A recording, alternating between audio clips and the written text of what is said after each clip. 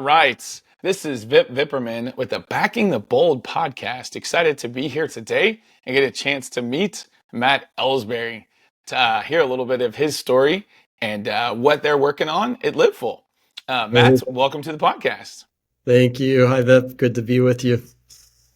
Yeah, excited to get a chance to share a little bit more of the story today. Obviously, we've known each other for many years, so I've heard about a lot of the things that LivFul has done. Eagle is an investor, and so get a chance to catch up there as well. But it's exciting today to hear a little bit more of the story and see what you guys have going on.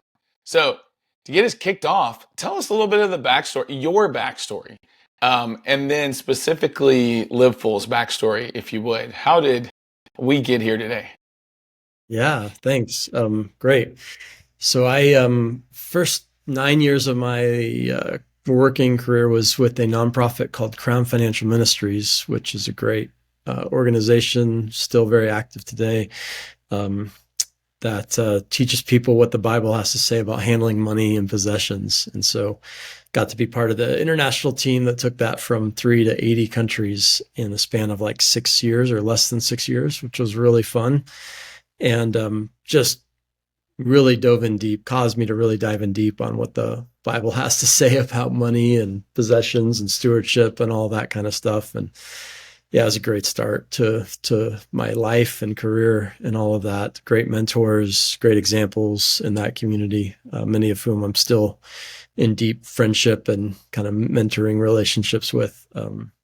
Awesome. Being mentored by them from there. So started with that, then went into actually had a kind of a cool story where God told me to give away my favorite pair of tennis shoes when I lived in Venezuela, and prompted, I didn't really understand why. Tried to argue with him for that. He won that argument, and as he often does. Yeah. As he often does, yeah. When we don't get in our own way, right?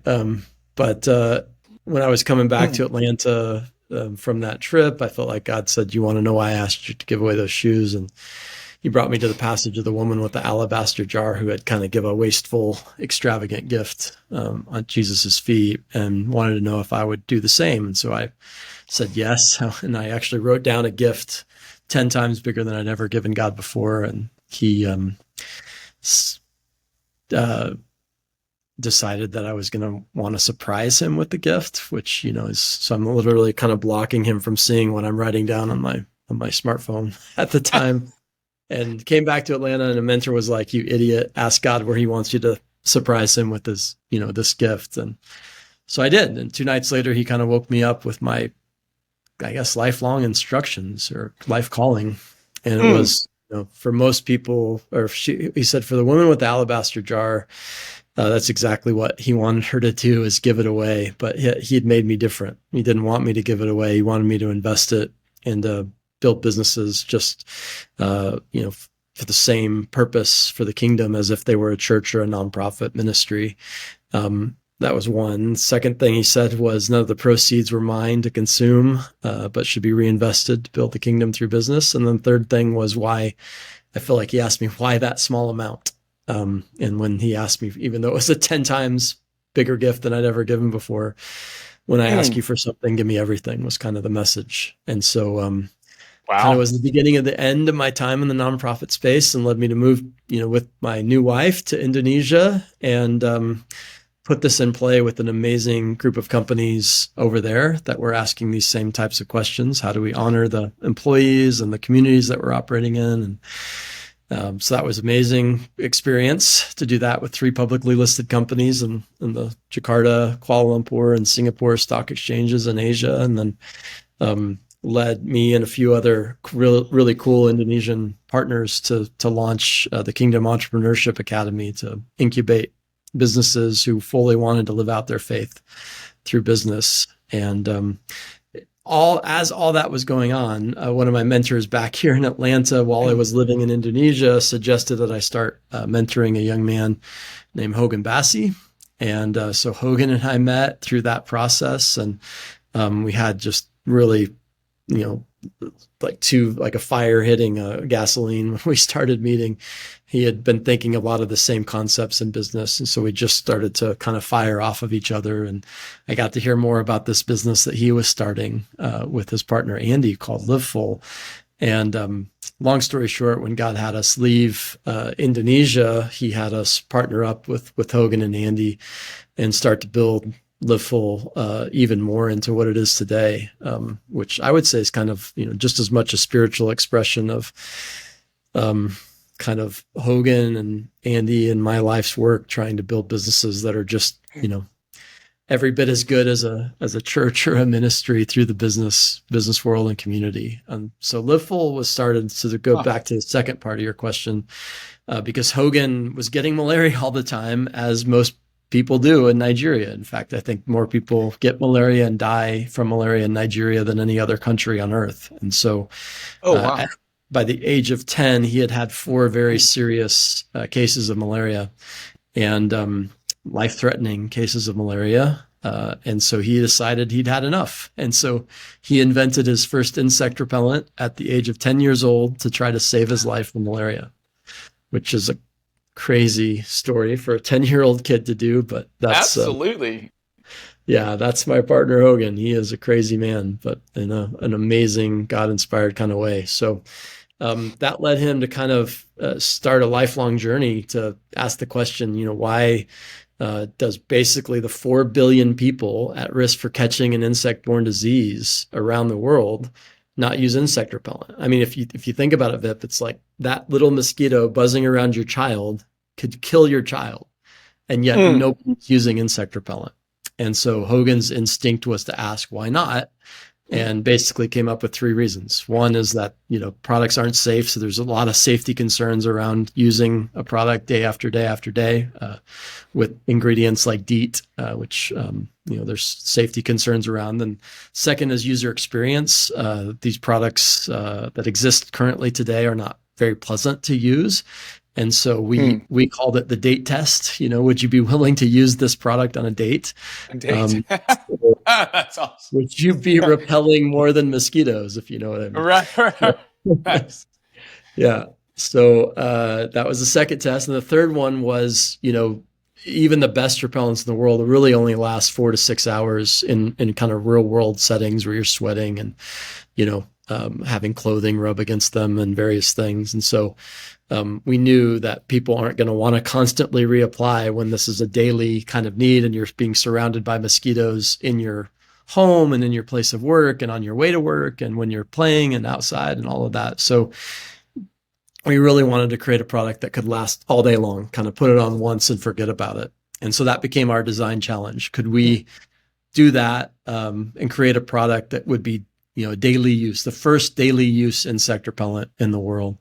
And by God's grace, that's exactly what we've done with an amazing team effort. We've created a product that's just best in efficacy in the world. We think it's the best user experience out of any repellent in the world that works and is a wonderfully safe product that's based on an amino acid that naturally occurs in our bodies. So incredible story of that process. But even then, I'd say probably in 2018, we would have, if you'd had asked us, what kind of company are you? We would have called ourselves an insect repellent company, on a mission to try to stop malaria from spreading around the world. And God really zeroed in, Vip, and he said, stop focusing on the product, but focus on the innovation process that got you to that product. Those 4 billion people that you put at the pinnacle of your design process, I care deeply about. And what if you just kept repeating that for other health innovation as well? And so by God's grace, other technologies began to flow in from scientists who also cared about those with the least access to health innovation in the world. And really the kind of the modern day mission of LivFul was born. One cool way that we kind of phrase it, when you design for we like to say, first of all, Americans are about to get access to the best insect repellent ever created precisely because we didn't design it for us. And we Interesting. wondered, what if we would repeat that, designing for Hmm. those, the resource constrained environments of, some of the harshest places on earth. If we could design robust value for those folks, that we probably could actually serve all of us better if we do that. Hmm. And so Yeah. design for those with the least access first, design better for everyone is what we like to say around here. So Awesome. Well, that's hey, kind of how the other technologies have followed on. I'd love to dive into that a little bit. Talk to me specifically about how big the problem is. So, I mean, you said, Hogan had it 4 times when he was a kid. Just throw out, if you can, throw out some of those facts. Like, how big of a problem is this? Because there's not a whole lot of Americans dying of malaria in America anyway. And so, as typical, we don't necessarily think about stuff that often that's not in our backyard. That's But right. this is a really big issue. And so, talk to me a little bit about that. And even maybe as you're looking at some of these other medical issues, talk to me about how, like, the scope of what we're talking about here. Sure, yeah. Some stats on that are interesting. First of all, a personal story. The impetus God used to get me involved, and really my wife and I to say yes to kind of coming in and working with Hogan and Andy, was a very personal experience we had in 2016, or yeah, kind of or spring of 2016. Uh, Good friend of ours who we'd met while we were living in Indonesia. Were missionaries, and he and his wife both got serious malaria in Ghana in 2016. He almost died, and she unfortunately did pass away from Oh malaria, no, leaving behind their 5 kids. And man, in that's that rough. moment, that got made it very personal, and Yeah. kind of shared, what you experience, the pain and the loss that you experience, from losing your friend. Uh, I feel times a million. That time, right around a million people were dying from insect-borne diseases every year, and then of course their extended friends and family, and all of that go well beyond a million people. So every life lost touches quite a number of other lives, and so just was a wake up call for me as an American who didn't really understand. I mean, heard the stats, traveled a lot to Africa, understood it maybe more than most, but really not at that personal level that Yeah. was experienced when Debbie passed away. So that's one. Talking about how prolific malaria is, there's around 220 million malaria cases every year, by best estimates. Some people think that's pretty low, and that there's actually a lot more. And that translates into right now around 600,000 plus deaths every year. So Wow. many of those children under the age of 5. So that's a major problem, major disease burden in the world.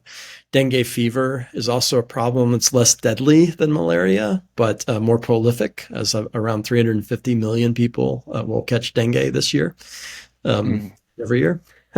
And so they call it breakbone fever. It can put you in the hospital, require blood transfusions many times, and it is deadly for thousands of people every year. So those would be the two biggest ones, but there are other things like yellow fever and Zika and chikungunya and things even here in the US that we like to think we don't have a ton of Mm. insect-borne disease, but Lyme disease is from a tick bite. Our product can stop tick bites as well. Oh, And yeah, that's amazing. West Well, Nile virus and a few other things.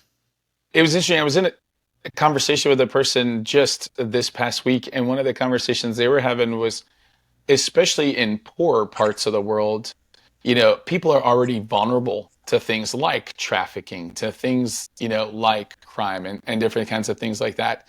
And especially when a family member has a medical problem that they don't have savings to afford and insurance to cover, Yeah, that person needs the hospital. They don't have the ability to cover that.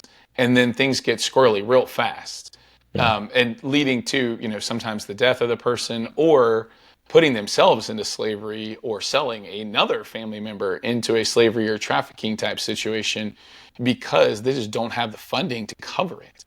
Is that that's right. something you guys have, or it's aware of, or a part of, like, I've seen?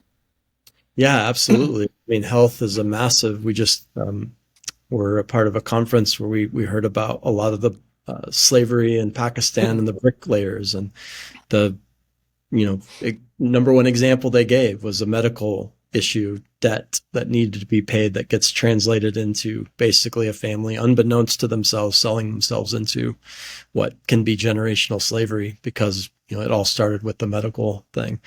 So yeah, it's massively can be massively disruptive if you're not healthy. And there's really two ways to look at it, and that's incredibly important, right? Is the negative effects of bad health, but we oftentimes, in fact, back to our name, LivFul, which comes from John 10, where Jesus says the thief comes to steal and kill and destroy, but I have come to have life and have it to the full.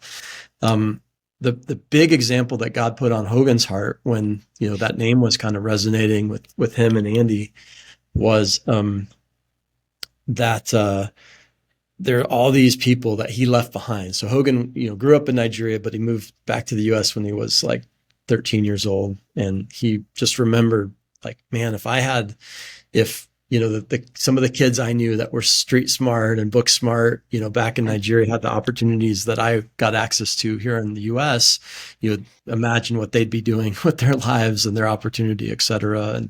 And part of that was on the health side, right? So there's one way to look at it is all the negative effects of a bad health event can cause you to go down a very dark path. The other side is what is it preventing you from doing with your life if you weren't sick? And my favorite quote that I've heard about this recently, I don't know who said it originally, but it says, a healthy person has 1,000 dreams. A sick person only has one. And so if you think about the lost opportunity to the world, the opportunity cost to the world, that when the world bears a sick person, whether they're going through malaria or dengue or some other horrific disease, the world suffers because they can't put that creativity to anything else other than getting healthy. Except for getting healthy. Wow. Yeah, that's crazy. No, thanks for sharing. Knowing that you guys are keeping people from getting those diseases with the healthcare products you guys are, providing. Tell me a little bit about the impact that you guys are having. Yeah, well, we've done some math, and depending on, it's a little bit skewed, based on where it is in the world. But in general, for every 8 drums that we sell of repellent into a malaria endemic zone, we save a life, which is pretty cool to think about. And I have some metrics around that. We save a ton of cases. I don't have that stat in my head right now, but a lot of people that would be suffering and have to quit a job or not be able to go into their job because they're sick is just massively reduced every time the repellent gets proliferated around the world. And we've even seen some like incredible hope that we could even eradicate the parasite from populations the way that, some people don't know this, but the reason that the CDC is located nearby here in Atlanta, where I live, is because we used to have malaria in the US. And so the CDC was really working hard to get rid of it. And eventually, as you know, we don't have malaria in the US. And that's not because the mosquitoes aren't here. The mosquitoes that can still carry malaria live here in the US.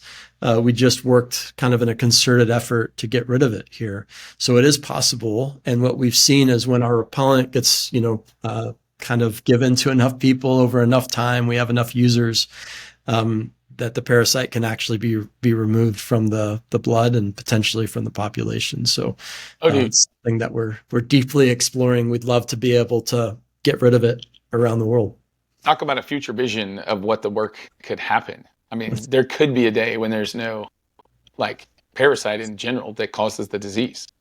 That's right. That is our hope and our aim. And there's obviously lots of great global health partners that are working to do many things on that have been, drastically reduced the rate over time. But we believe this, quote unquote, liquid net that you can put on your skin and be protected, whether you're underneath a traditional mosquito net or not, is going to be a really groundbreaking tool in that fight.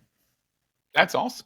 So talk to me about some of the momentum you guys are seeing now. Initially it was get a product and get that product out there. And there were some challenges I know with different governments and different requirements to get things across the line.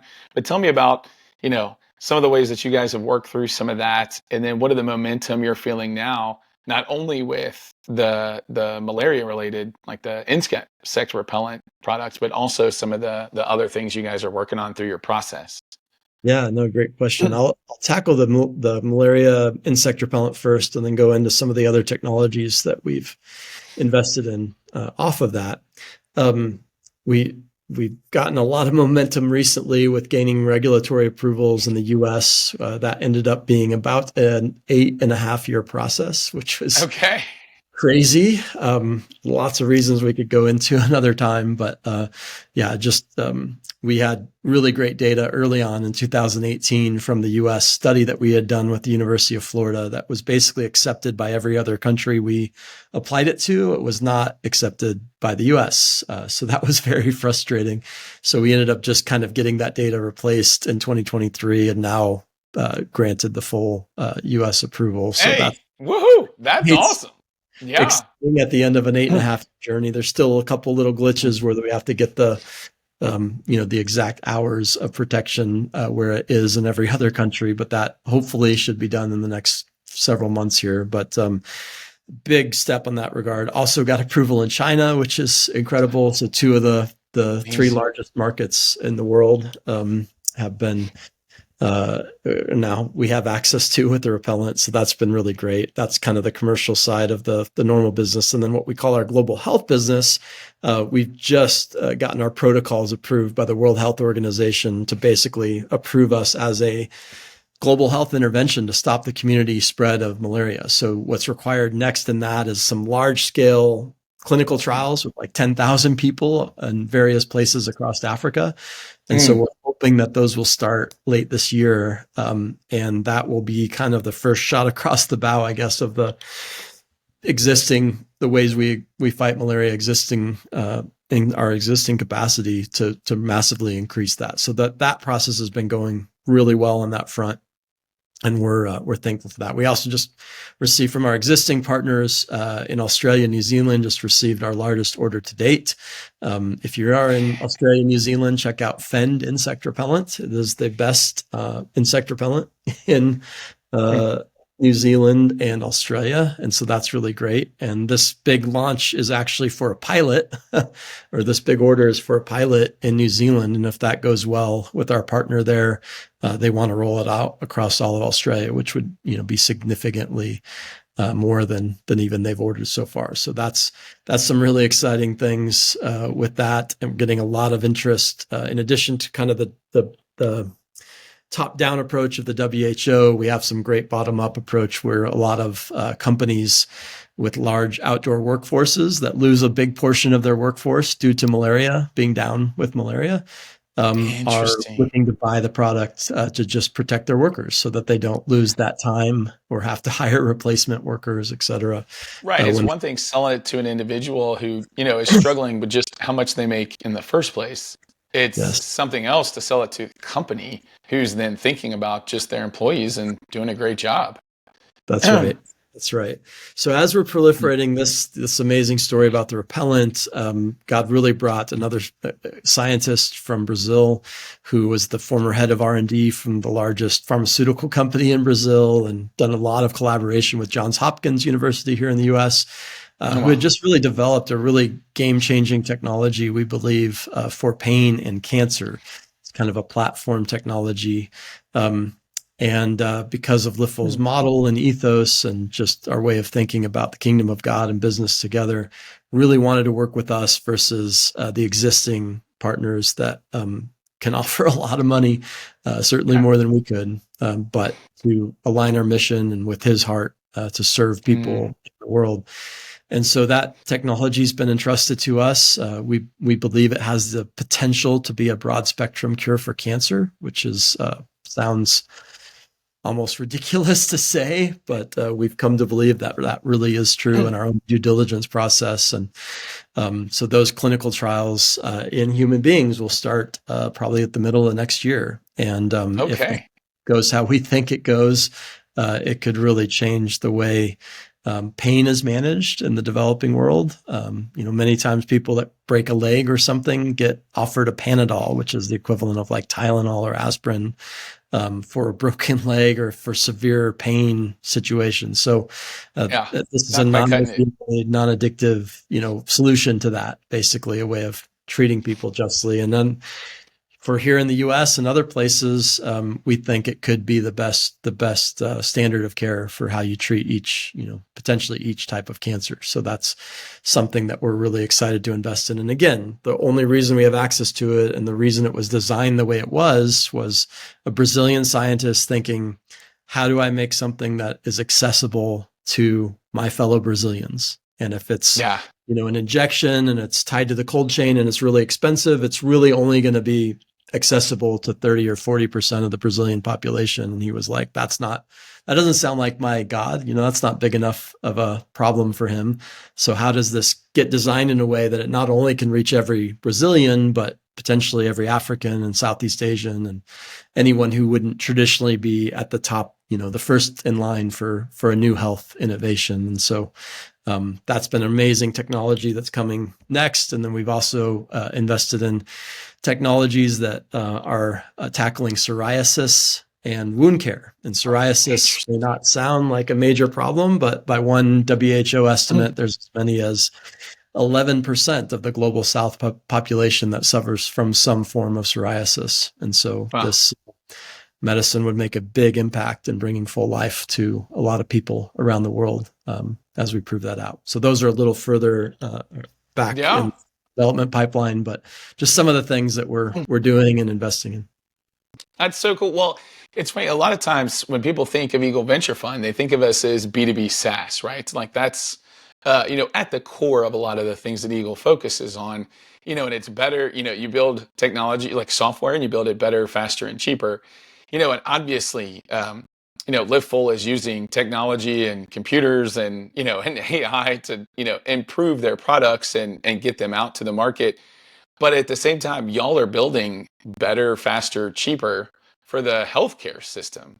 And I love that, right? So like if it's not a better product that you can scale to more people that can afford it, because it's cheaper, then it's also not going to get out. And so you have the opportunity to scale at that point. So I love seeing that overlap, where tech and tech enabled services and at Eagle, we have a passion for the most vulnerable in the world. And I can't think of a more impactful thing than bringing health and hope to hundreds of millions of people through the work you guys are doing. So continue to be encouraged by the stories.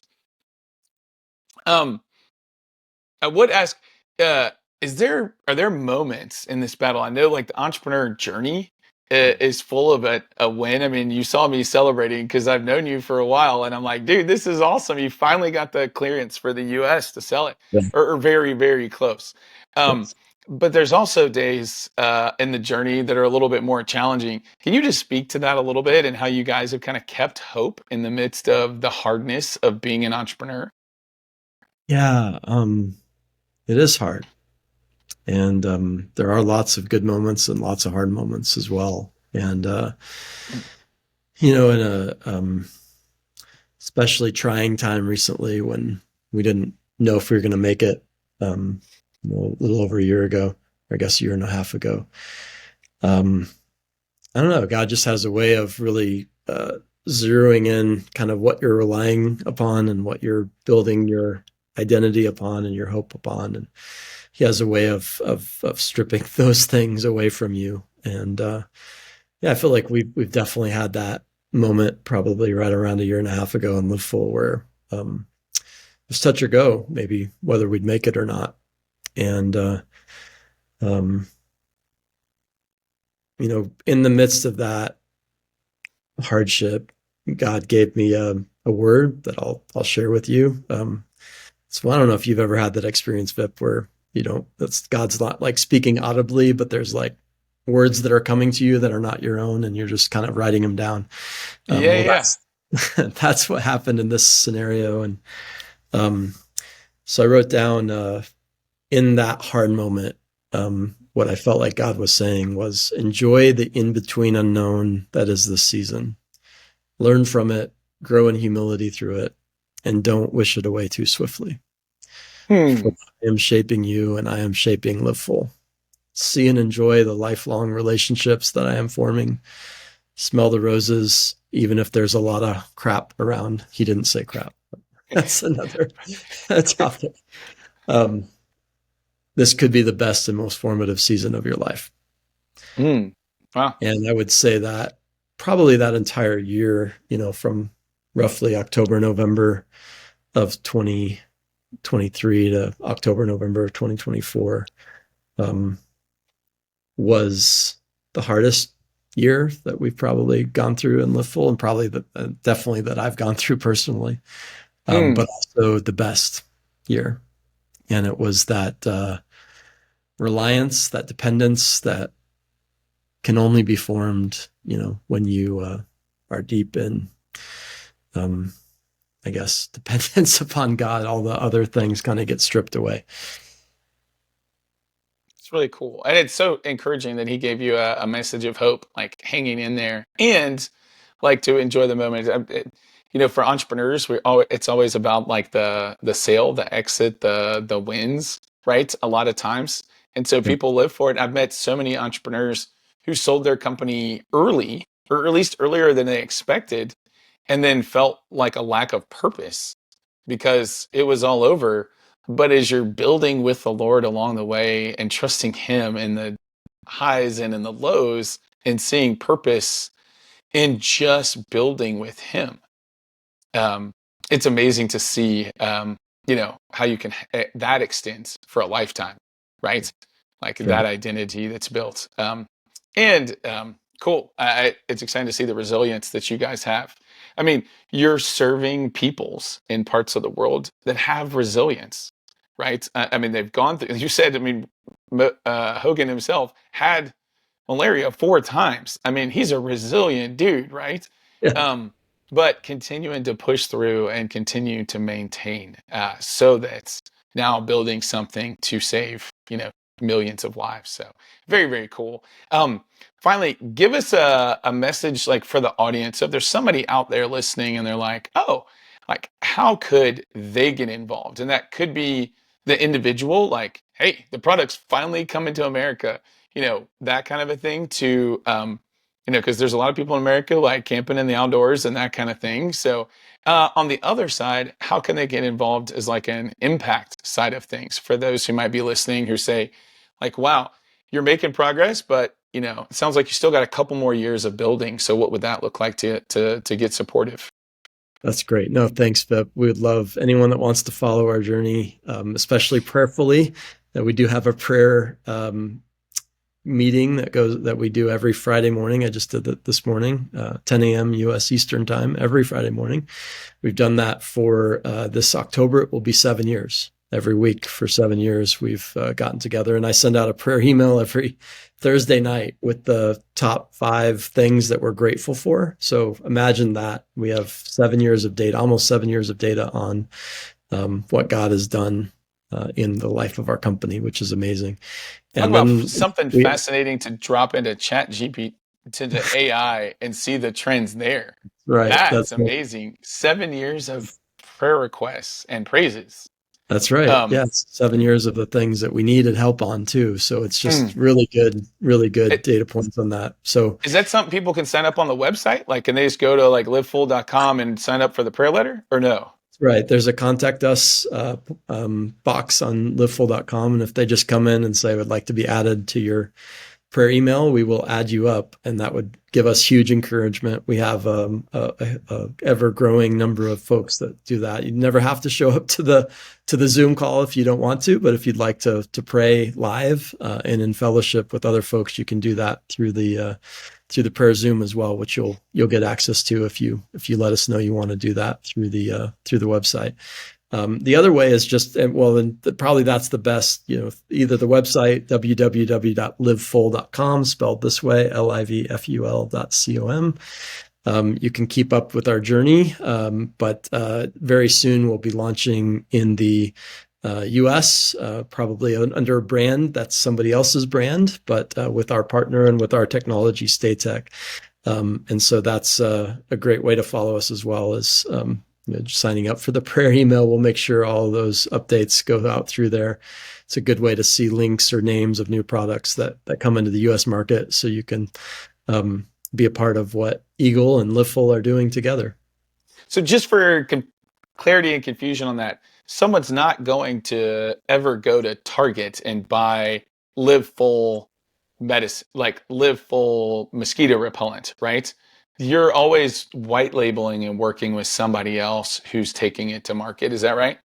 That's right. There's, the market for global market for insect repellent is about 5 billion on the kind of commercial sales, but the global health market for malaria is around $23 billion a year. And so, our focus as a team is to go after the people that are dying or at risk of dying in Right. places like Africa, Latin America, and Asia. But to allow us to focus on that, we have brilliant partners that we're working with in Europe and soon to be in the US and You Australia, New mentioned Zealand, Australia. Malaysia, Singapore, other places that have launched our formula underneath their brand. So because they're the ones who are telling that story to the market, it frees us up to focus on the ways of getting it to the folks that are going to make the most impact.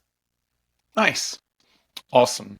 Well, man, thanks so much for taking the time this morning or today to share about the story of LivFul, the work that you guys are doing, and the impact. It's really amazing to just be a part of the story, to hear it, and get excited to cheer you guys on. So, love it. Thanks for sharing with us, Matt. You're welcome. We're so grateful for Eagle and for you, Vip. Thanks for being a huge support for LivFul.